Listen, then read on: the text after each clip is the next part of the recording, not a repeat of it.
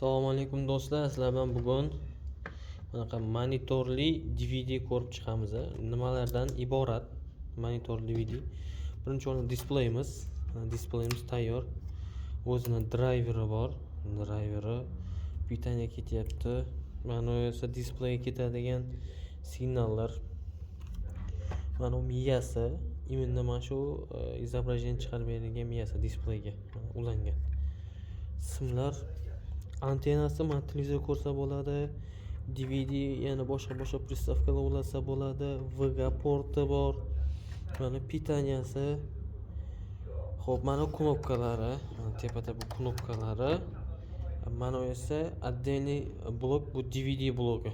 DVDga именно miyasi, kallasi DVDga. Mana bu motorchik DVD diskni aylantirib beradigan.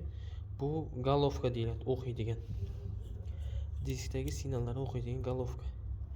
Bu mexanizmlari головкani harakatga keltiradi. Misol uchun disk aylanyapti. Bu yurg'izadi mana shunaqasiga sekin. Ko'ryapsizmi? Mana shundan iborat.